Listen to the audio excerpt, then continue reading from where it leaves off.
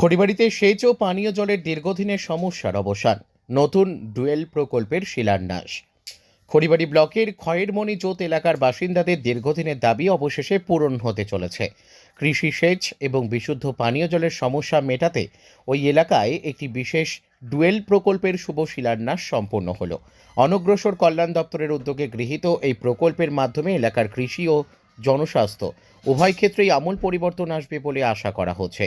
খয়েরমণি জোত এলাকাটি মূলত কৃষি প্রধান এবং তপশিলি জনজাতি এসটি অধ্যুষিত।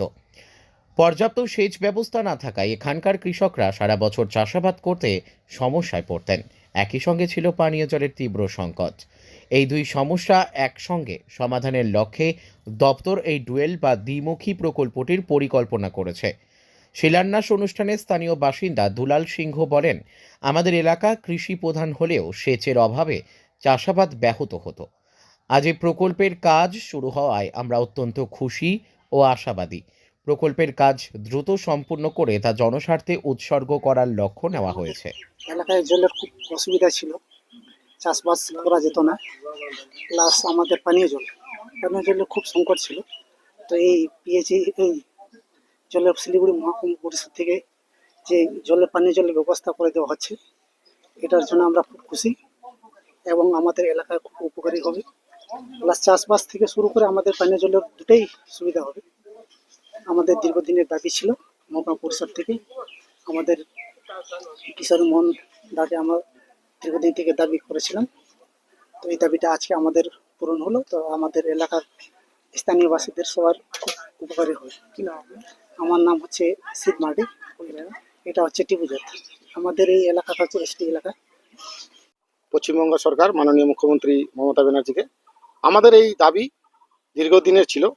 আমাদের এলাকার কর্মাধ্যক্ষ মহাশয় কিশোরী মোহন সিংহ, তার কাছে আমরা একটা বার্তা দিয়েছিলাম। এটা আমাদের এসটি এলাকা এবং কৃষি প্রধান এলাকা।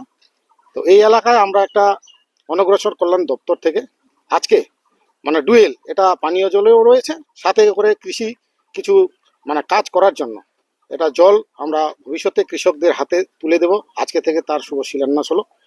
এখানে টিপুজোতে এই শিলান্যাস হওয়াতে আমাদের আপামর যে টিম রয়েছে এই ডিপার্টমেন্ট থেকে, তাকেও আমি ধন্যবাদ জানাই। এখানেও আরও দুটো হয়েছে, সেটা কাজে লেগেছে, কৃষক আনন্দিত এবং তারা দাবি করছিল কর্মাধ্যক্ষের কাছে, সেটা আমরা আজকে পেয়েছি। ডিপার্টমেন্টকেও ধন্যবাদ দিব, টোটাল টিমকে এবং আমাদের সাথে যারা কৃষকরা আছে। আমরা খুবই খুশি যে আগামী দিনে, যেহেতু আমাদের হাতিপ্রবণ এলাকা, বিভিন্ন সময়ে হাতির আক্রান্তে আমরা ধান সঠিক মতো নিতে পারি না, কিন্তু এই জল যদি আমরা ঠিক মতো ইউজ করি তাহলে সাধারণ যে কৃষক তারা এটাতে ভীষণভাবে ভবিষ্যতে উপকৃত হবে। কত টাকা বাজেট রয়েছে?